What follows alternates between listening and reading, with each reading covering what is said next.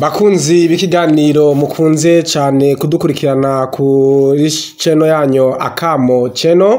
Reka mwese aho muherereye tubaramutse ngo amahoro y'Imana abane namwe. Amen amen. No kuri bene data bandi badashobora kuba bumva muri zino ndimi tuvuge kuri bo ngo salamu alaykum wa rahmatullahi wa barakatuh. Wa alaykum salam wa rahmatullahi wa barakatuh. Nkuko mubibona twamaze kwa tugera muri studio za Akamo channel kugira ngo tubashikirize ikiganiro cuno munsi muri gwarukurikirana rw'ivyigwa by'ibiganiro byanyu ukuri kwizigiwe cyangwa se ukweli waku aminika. Ngerageje kuraba maustasi wote hali yao ni vizuri, naona boni kabisa hali ni nzuri, nikiona kabisa ulivyo inaonekana Mwenyezi Mungu inshallah ametenda mambo makubwa. Kabisa tunashukuru Mwenyezi Mungu. Umegonga vizuri sana. Mwenyezi Mungu kabisa anatupatia muda kuwa tuko wazima, tunashukuru Mwenyezi Mungu. Alhamdulillah. Amin. Na hivyo hata kwa mpedaya wetu hapa, yani msomaji Elias naye naona ni vizuri kabisa hali ilivyo. Hivyo kabisa. Alafu nyinyi wa vijana mko vizuri sana.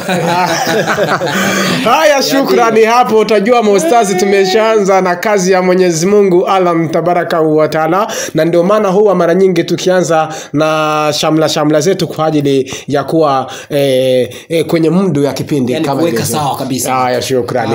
Kwa hivyo kwa kuanza kipindi chetu cha leo ni bora tujirekebishe na Mwenyezi Mungu Subhanahu wa Ta'ala kwa kuanza na ombi, ili mradi watu wa Mwenyezi Mungu wawe katika mahusiano mazuri na Mwenyezi Mungu kwa kuingia kwenye mada wakijua kwamba Mwenyezi Mungu yupo pamoja nasi. Ndio hivyo unaweza kutusaidia Elias kwa ombi, na hivyo nitaweka dua inshallah. Naam, dusenge. Amen. Turongeye kugushimira abantu uri mwijoro kugena banye natwe kandi ukatwemerera ko dusubira kubonanira hano muri kino kiganiro n'ubuhere bw'icubahiro. Amen. Turasabye ngo uburinzi bwawe buzobane natwe kandi bwongere bubane n'abantu bose badukurikirana, wongere uduhundagaze ko amahoro aviwawe mwijoro n'ibizina rya Yesu Kristo tubisabye. Amen. Bismillahirrahmanirrahim. Alhamdulillahi rabbil alamin. Arrahmanirrahim. Maliki yawmiddin, iyyaka na'budu wa iyyaka nasta'in. Ihdinas siratal mustaqim, siratal ladzina an'amta 'alaihim ghayril maghdubi 'alaihim waladdallin. Amen. Na jazakallahu. Haya, shukrani kwa kuwa tumeshajirekebisha na Mwenyezi Mungu Allah tabaraka wa taala. Najua hali ni vizuri na mada ya kwetu leo itakuwa ni vizuri zaidi. Jeboni icigwa cuno munsi kivuga gute? Ego, uno munsi tufise icigwa kidasanzwe, icigwa gihambaye cyane. Abadukurikiranye ubushize mu kiganiro giheruka twarize icigwa ca mbere cyari cerekeranye Yesu n'intumwa, yaje nk'intumwa kuri bande. Bimana Isa al-Masihi amekuja kama mtume kwa akina nani? Kwa akina nani kilikuwa ni kipindi cha kwanza. Cyari icigwa ca mbere. Rero kuri no munsi tugiye kwinjira neza na neza mu buryo bwimbitse mu kuraba igice kigira kabiri cy'iki cigwa, Yesu yaje nk'intumwa kuri bande. Bimana Isa al-Masihi alikuja kama mtume kwa akina nani? Ndiyo kabisa. Nafasi yake ya pili au Party 2. Naam, hiyo ndo kipindi chetu cha leo. Bimana tunakwenda kuchambua tukiwajulisha watu ambao wanatufuata kwamba maswali yenu huwa tunayafuata vizuri na tunawafuatilia. Tuna marafiki zaidi huko huwa wanatufuatilia, wakina Chisha hayo Mugisha, wa Thomas, wa Fabien, hawa wa Jose, watu wengi sana, wa Andrews, Elizabeth, wengi sana wanatufuatilia Madorine huko. Huwa tunafuata komenti zenu, musijali kwa kuwa punde tu kipindi kitakaofuata itakuwa ni kipindi cha majibu na maswali. Ndiyo kabisa, ndiyo. Tabidi tuwajibu watu wa Mwenyezi Mungu kwa ajili ya maswali yao. Leo sasa mada hiyo ndo mada tunakwenda kuichambua. Ebu Elias, tutaanzia wapi kwa mada leo? Kwani tuwakumbushe kwanza watu mada iliyopitikana nafasi yake ya kwanza mada hii kwa ajili ya kwenda katika nafasi ya pili, watu wakijua tunaelekea wapi. Naam, yani mada leo inasema je, Isa bin Maryam alikuja kama mtume kwa akina nani? Ndio mada leo.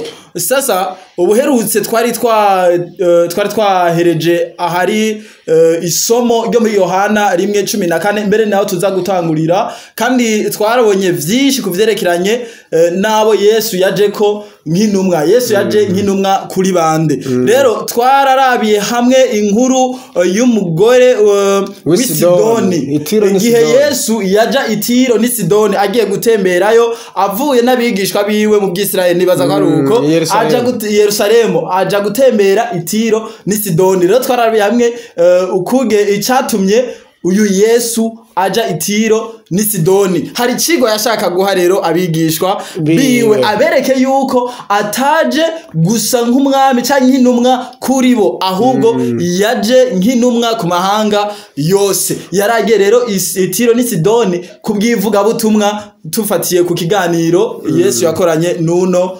mugore w'umunya Sidoni. Kandi muri makeya urazi yuko abitiro ni Sidoni ntagara abantu b'i Yerusalemu, sabi Isirayeli. Ariko kandi Yesu yaragiyeyo atari uko agiye gusuma mu isoko y'Itiro ni Sidoni, atagiye kuraba filime mu Itiro ni Sidoni, ariko ajyanyweyo n'ubutumwa runaka. Uyu murongo rero abenshi barawihendako. Kubera iki bawihendako? Kubera ko uyu mugore amaze kwegera Yesu akamubwira ati yemwe nabara mwigisha ungiriza umwana wanje. Yesu yamubwiye ijambo rihora rituma abantu bamwe bazazanirwa. Aramubwira ati sinatumwe ku bandi atari ku intama zazimiye za Isirayeli. Ivyo bintu rero byaciye bituma bizazanira abantu benshi. Mbere yarabandanije wa mugore abandanya amubwira ati ya nyabuna nkiza nyabuna mukize. Yesu aramubwira ati singomba gufata umutsima w'abana ukawuterera utubwa. Ariko rero ico gihe nawe mugore yaciye hacira ubwenge aravuga ati erega nuko bimeze, ariko kandi nutubwa tujya kutuvunji twavuye ku meza yabashebuja. Muri make rero twabonye yuko ico Yesu yagomba mu gihe abanyamahanga abantu batitwa Abisirayeli bari basanzwe bitwa utubwa bivanye no kutizera. Kubera ko aba bantu b'Itiro ni Sidoni bivanye n'umugore wa Ahabu Yezebeli yishe Naboti. Twarabibonye mu gitabo c'abami ba mbere igice ca 41 uko bivanye n'ukuntu umwami Ahabu biciye ku mugore we Yezebeli yamuhenze bakica Naboti, maze Imana ikamubwira Yezebeli ati yewe Yezebeli, ahimbwa yari gatiye amaraso ya Naboti nizo rigatira n'amaraso yawe. Ibi byatumye rero abantu bakomoka Itiro ni Sidoni aho Yezebeli yari asanzwe akomoka bitwa abantu bimbwa kubera umuvumo w'ububwa ngo kuba Yezebeli amaraso yiwe arafyeshwe n'imbwa kubwica yakoze mu kwica Naboti, bica bituma ubwoko Yezebeli yakomokamo bitwa ngo imbwa. Nivyo byatumye Yesu amubwira uwo mugore ati si byiza gufata umutsima w'abana. Mu yandi majambo si byiza gufata umutsima w'abizera, ko twabonye ko abana ari abantu bizera Imana.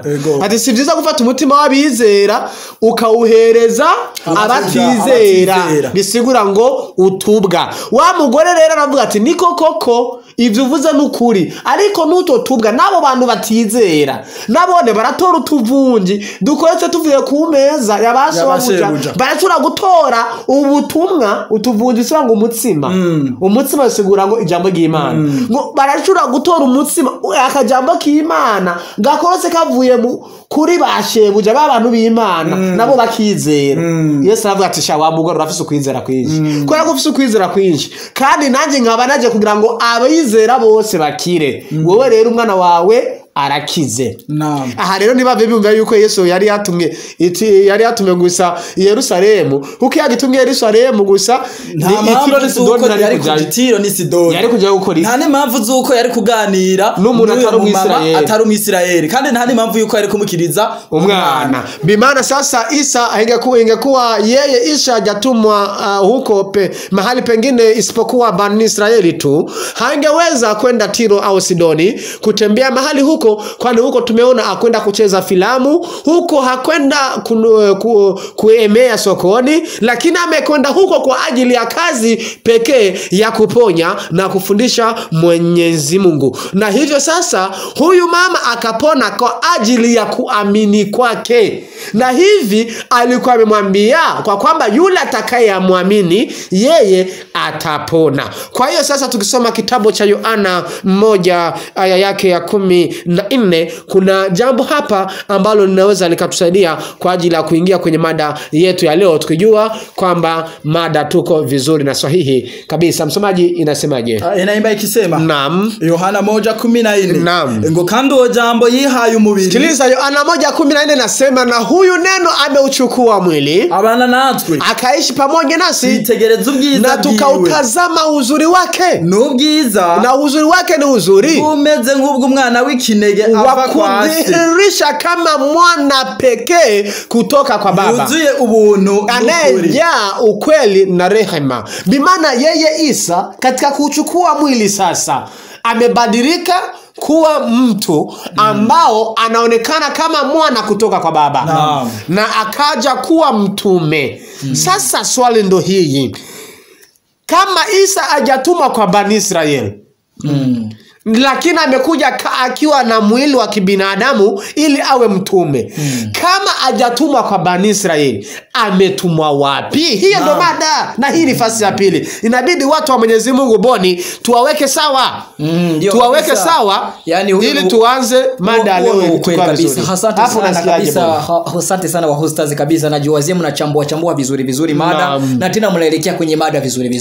Tunahitaji kabisa watu wafuatilie hichi kipindi na wajue ukweli na huu ukweli utupatie uhuru. Yani kabisa Yesu Isa bin Maryam alipokuja hapa duniani akaacha uwezo wake, akavaa kabisa ubinadamu akakuja hapa duniani. Sasa ametumwa kwa wakina nani? Hapo ndio kwenye mada sasa inaelekea kabisa. Na leo hii ni kuweka conclusion, yani kuweka mambo sawa. Mu byukuri rero aho niho twifuza yuko abantu batahura. Yesu Kristo rero nkuko ukuko bwa mbere na mbere Yesu Kristo yabanje gushikira mu Banyisirayeli baramwakira, ariko Abanyisirayeli bobo bagumye bibaza yuko Yesu Kristo yatumye kuri bo bonyene, ariko mu byukuri siko byari bimeze. Ukiri ngaho nyene hari ibintu byatwama tumenyereye nga mu gihugu. Umuntu agomba gutangura ishira hamwe, ntabwo ashobora kuzana ishira hamwe ngo ishire kwira mu Burundi bwose. Ariko niba ishira hamwe aritanguriye Bujumbura, aramanza akagira ico bita ouverture, akugurura.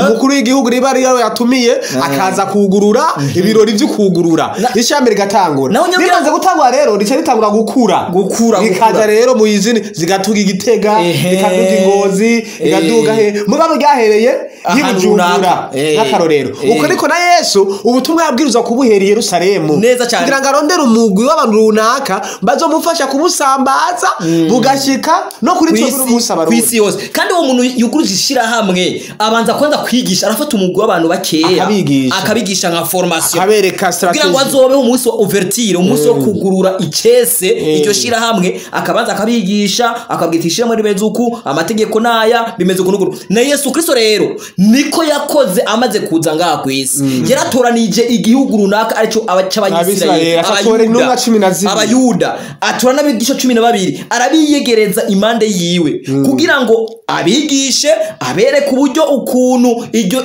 sinzi ko navuga twataze nk'akaroro kwishira hamwe nk'ishira hamwe kugira ngo bazobone gushika kwisi yose yaramaze kubahereza icyo no kwita mu Gifaransa formation, kwigishwa. Rero ni mwiyo numbero rero na Yesu Kristo rero yabikoze. Ariko rero kurasoma rero muri Yohana 1:12 rero wumve rero kuntu Yesu Kristo rero ibi Abanyisirayeli biyumvira yuko yatumwe ku nzu y'Abanyisirayeli gusa. Yasomo twabonye muri Matayo 15 aho babonye wa mugore, uwo mugore w'umunyakananikazi aje kumusaba ubufasha, bakavuga ati si byiza yuko ufata ibyo kujya by'abana ukabiterera utubwa. Rero Yesu Kristo rero nga muri Yohana, uyu Yohana yashoboye kubyagura rero neza mu kwerekana uyu Yesu Kristo ububasha afise aha kwisereka. Musoma dusomere twumva. Hari amajambo avuga ngo haravuga ngo maana hapo natoa kitabu cha Yohana 1:12 naimba ikisema ariko abamwakiriye bose ariko abamwakiriye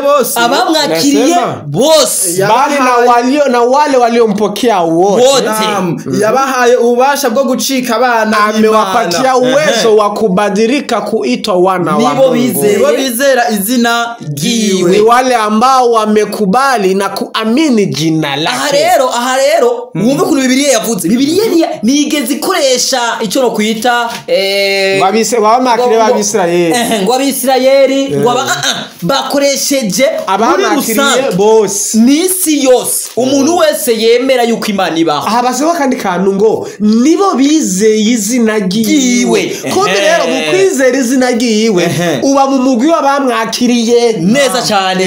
niyo cyatwe n'uno mugore amaze kuvuga ati burya yego kweri njyewe ndemeye ndutubwa ndakabwa mugabo dutoya notora tuvuye ku meza. Yesu avuga ati uyu muntu yamaze kunyakira yamaze kwemera ko mbise ububasha bwo kumukiza yemeye ko arije mukiza wiwe acaramukiza atarinze kuraba ngo umuntu avuye Kanani w'Itiro ni Sidoni ariko kubera gusa yizeye naho atari umwisirayeli kuba yizeye gusa birakwiye ngo Yesu agire gute amwakire. Ari turi mu cyacigwa rero abakunzi b'ukumura dukurikira cyacigwa mbega Yesu yaje nk'intumwa cyangwa yatumwe kuri bande atiko turayinjira rero mu cigwa maana sasa yoyote aliyempokea amepata uwezo wa kuitwa mwana wa Mungu. Haijailisha huyu mtu na ametoka Bani Israel ama ametoka Kanani watu wote, kila yoyote anayemkiri Isa al-Masihi kama mwana wa Mungu mkombozi wake. Hapa kuna neno nimesema na hao ndio waliopokea jina lake. Kumbi katika kupokea jina la Isa al-Masihi na kumkubali kama mkombozi wako wewe uko miongoni mwa hao ambao wamempokea. Sasa Yohana yarabandanyije ngaho mu kubisobanura neza atashira ko kuyu murongo wa 29 mwico gice nyene mwico kigabane nyene yani hii moja 29 yaci yabisobanura neza musomanya dosomere yani akagusa yaci yabisobanura neza rero aravuga ngo buke bwaho abona Yesu aza kuri we. Uyu Yesu rero yaci aza kuri Yohana nikitafsiri anasema ndiyo kabisa yani siku ifuatayo akamwona Isa nakuja kwake aravuga na akasema ati nguyu mwagazi w'intama huu ni mwana kondoo pekee w'Imana wa Mwenyezi Mungu ukura icyaha c'abari wao dhambi za ulimwengu. Amen cyane. Ni mwana kondoo wa Mwenyezi Mungu anayeondoa kabisa dhambi za ulimwengu.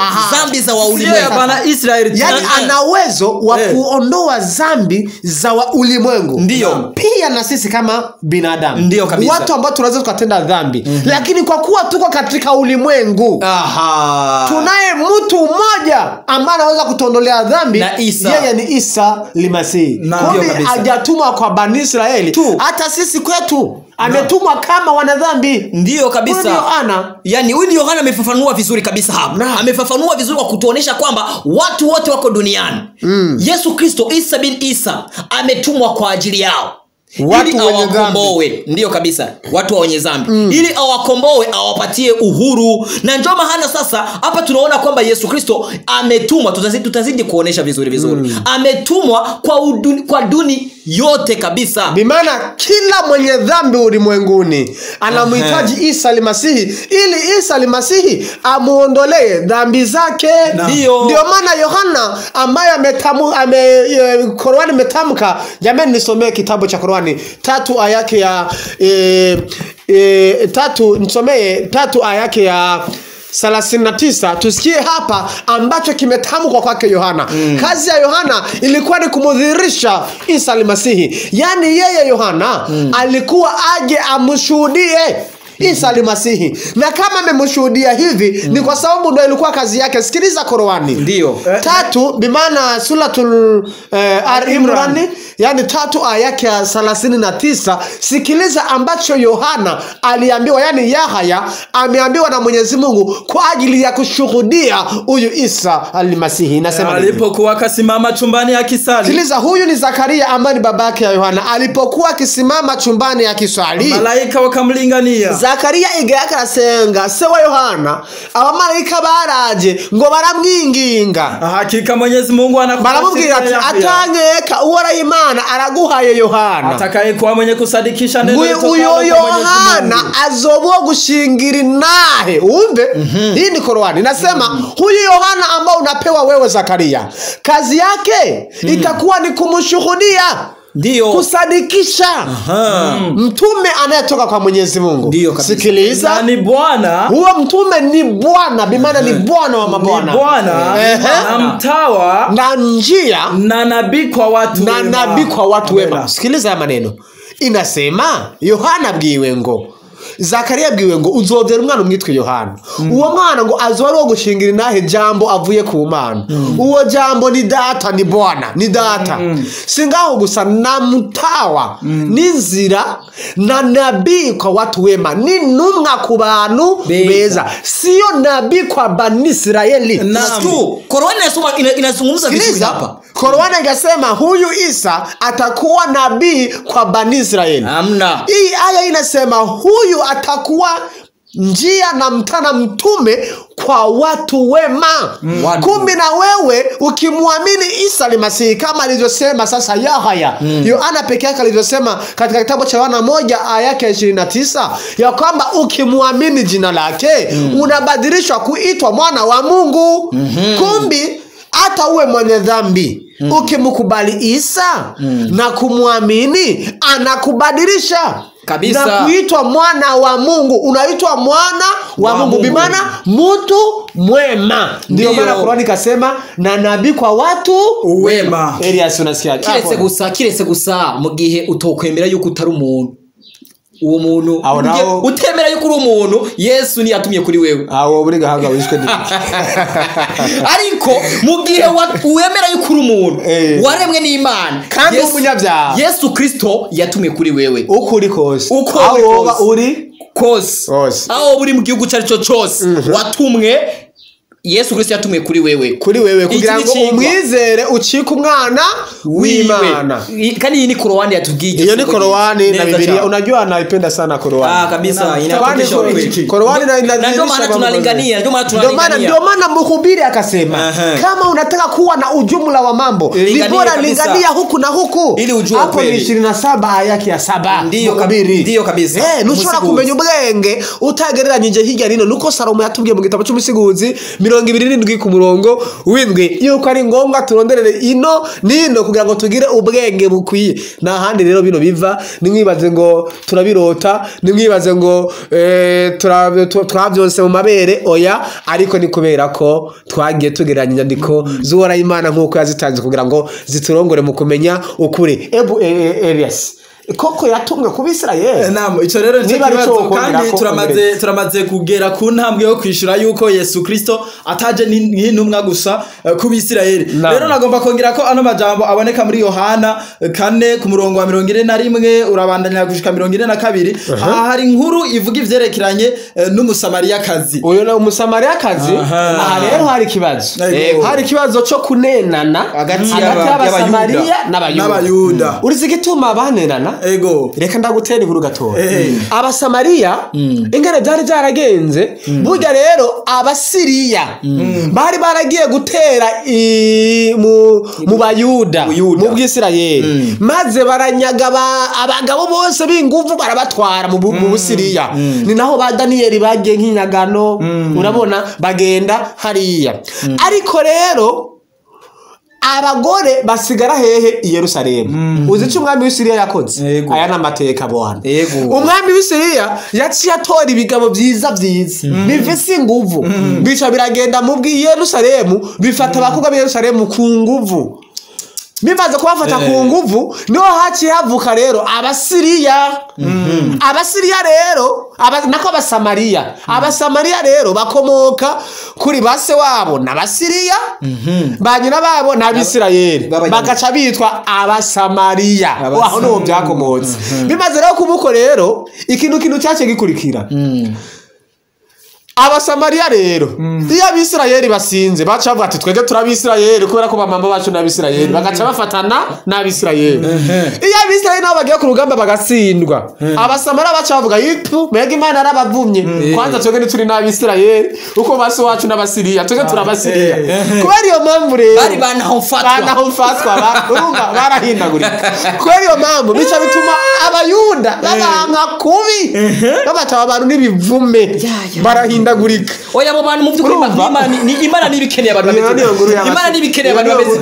Rero igihe kimwe rero ngo Yesu atabarika aratembera n'abigisha biwe aja i Samariya akora n'ikiganiro n'umugore w'umusamariyakazi. Ariko kubera ko abigishwa biwe yariko n'abigishwa biwe ngo bari bakubitiye ahantu gusuma ivyo kandi bari bazi yuko Yesu rero abariganirira n'umusamariyakazi. Ikiganiro rero wawundi batemera wawundi bavuga tuti ubutumwa ntabwo ari ubwabo bantu ahubwo rero baraganira bamaze kuganira ikiyago gishitse aho nyene Yesu atangura kubwira ubutumwa buhoro buhoro wa mugore ngo abigishwa biwe babaragarutse 27 aho muri Yohana 4:27 acavuga yani Yohana 4 ayake 27 haravuga ngo bona bigishwa bwiwe barashika batangazwa nuko avugana n'umugore ariko nawe avuze aturondera iki cyane ngo muvuganira nawe iki baje rero babonye ikiyago yari karakorana n'uwo Musamariya kirabatangaza baribaza impamvu Yesu yafashe umwanya wo kuvugana n'umuntu batemera n'umuntu batemera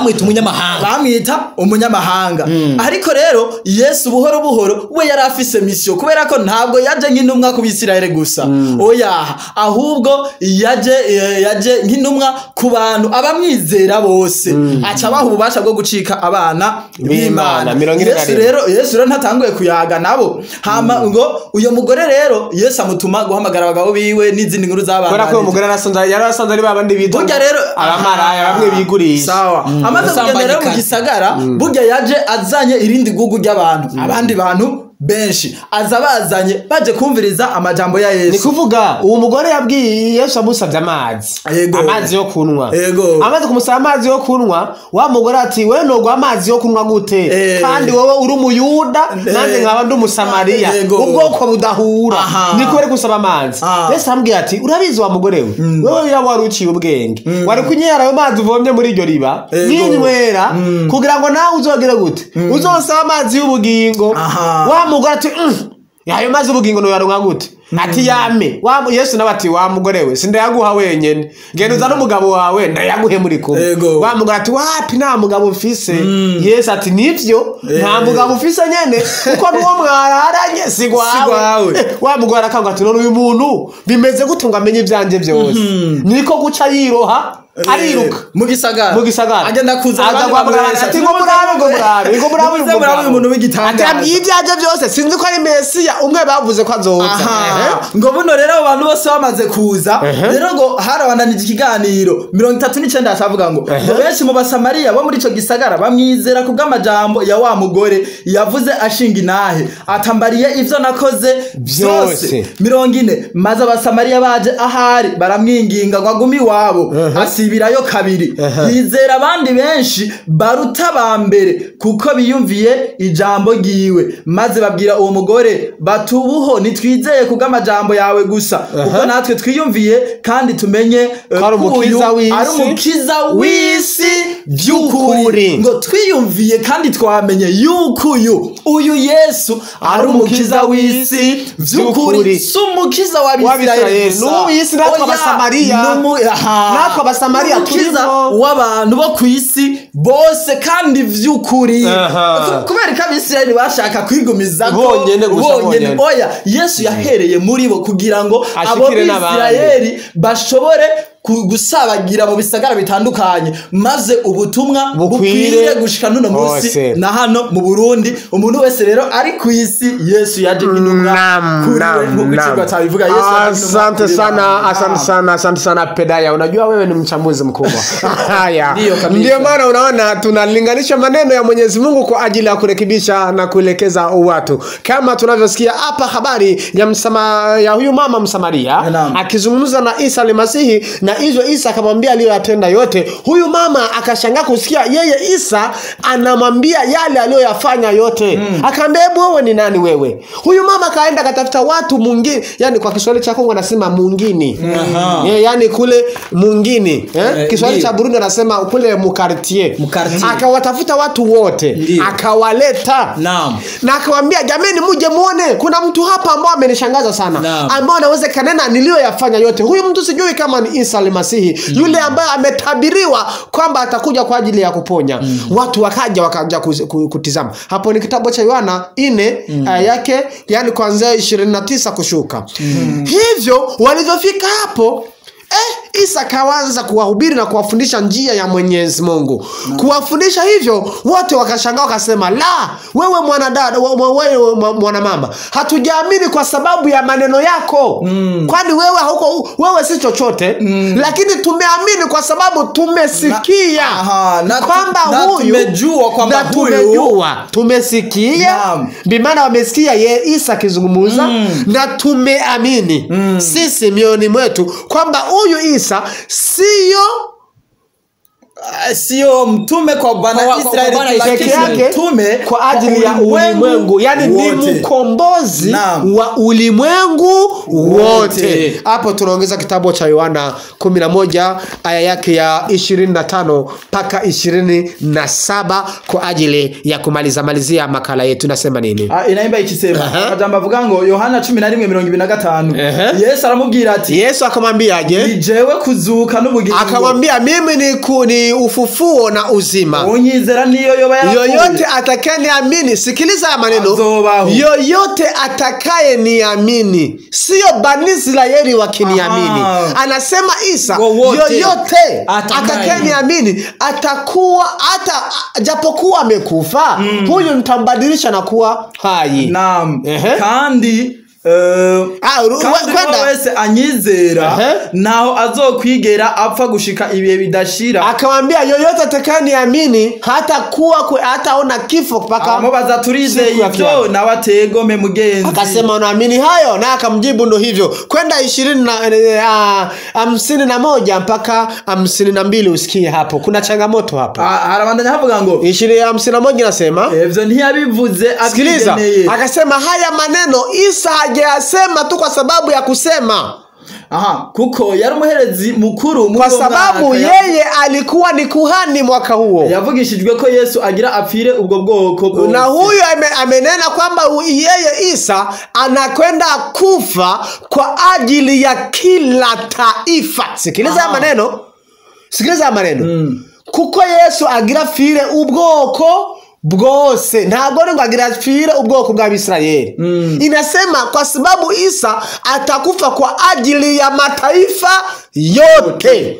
Naam. Unasikia neno? Sio kwa ajili ya taifa la Bani Israeli. 52 nasema nini? Ngo kandi subwo bwoko bwonyene. Anasema si mataifa tu ya Bani Israeli, ariko ngo abana b'Imana bose bari barasanzaye, watoto wa Mwenyezi Mungu wote walioguzagazaga huko awakoranirize hamwe, awaweke pamoja wote. Sio Bani Israeli tu, lakini Warundi, Wakongomani, Waganda, wa Kenya, sijui walukusu, hata Warabu huku, wote hawakusanye kwa pamoja na kuwaita wana wa Mungu. Je, haya maneno Boni Qur'ani na yakubali ama hayakubali? Kabisa, kwamba Isa ni wa ulimwengu wote. Qur'ani inashuhudia tena yakubali vizuri sana. Kweli? Kabisa. Haya basi sipitisha. Huo ni ukweli kabisa, tena mmezungumza ukweli sana. Kwa kumalizia makala yetu kwa sababu muda tunaona unarepa sana.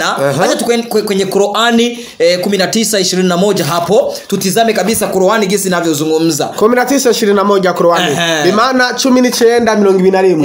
Hii ni suratul Maryam. Twumve ikivuga ku kiciko tuko turabira hamwe mbega Yesu yatumwe kuri bande. Hii wanaita suratul Maryam. Bimaana sura ya Maria. Hapo sasa vizuri Qur'ani inazungumza vizuri. Sura ya Maria. Maria anazungumza nini hapo? Yani Maria tumsikie Maria. Anazungumza akisema, malaika akasema. Sikiliza malaika aravuga. Ni kama hivyo unavyosema. Ngo ni vyukuri nkuko nyene ubivuze. Lakini Mola wako amesema. Ngo ariko Imana yawe arakubwiye yewe Maria. Haya ni sahali kwangu. Ati ibi ni birambereye jewe nk'umumarayika. Tumfanye muujiza kugira ngo dukore Yesu Kristo tumuhindure igitangaza kwa wanadamu. Hao ni kwa Bani Israeli. Kwa wanadamu. Qur'ani asema kwamba yeye Isa Mwenyezi Mungu alimugeuza kuwa miujiza kwa wanadamu, kwa kila binadamu. Yani kwa kila binadamu Isa ni miujiza kwake, sio kwa Bani Israeli. Yesu ni gitangaza kubari mwisi bose. Korowani yamaze kubisobanura neza yuko Yesu Kristo ari gitangaza, ngo kugira ngo ibi birakubereye kugira ngo tuguhindure we n'umwana wawe, ngo gucika igitangaza kubari mwisi bose. Iyo ni Korowani. Abari mwisi bose rero mugiye bemeye ko Kristo arashaka kuba gitangaza kuri wewe. Nuko no muzi nawe no muzi mwene data Yesu yuri gitangaza kuri wewe. Ni gitangaza imisi yose bwa. Bari pesa kire cyane. Rero abakongera ko kindi kintu. Ayo majambo ari muri Korowani 19:21 acayunganirwa n'ayandi ari muri Korowani 21:91 mu gusozera kino kiganiro cacu. Ahari amajambo yerekana Yesu, yani Korowani 21:91 inaongeza anayozungumuza na mtaje yule mwanamke aliyejilinda. Sikiliza, nasema mtaje yule mwanamke aliyejilinda nafsi yake. Uwo ni Maria. Nimuvuge mwizina wa mugore ngo yarinze ubusugire bwiwe, na tukampulizia roho yetu, ngo kandi tumushiramo imwemu yacu, kumekeramwo, na tukamfanya yeye na mwanawe, hindura uwo mugore n'umwana we tubahindura kuba miujiza ya kudra Mwenyezi Mungu, igitangaza cy'uhoraho Imana kwa walimwengu, sio kwa Bani Israeli. Kumbi Isa ni Masihi na mama yake Mariamu, hawa Mwenyezi Mungu inasema Korowani kwamba wamebadilishwa kuwa miujiza kwa ulimwengu, si ku bana b'Israeli gusa, ariko Korowani tubwiye ngo ni ku bantu bose. Aha rero muri Mariko wewe yaciye arangiza arabivuga neza igihe Yesu Kristo reka arasoza umurimo we ngakwiye. Yamaze kubaka kwigisha cyashamwe twavuga.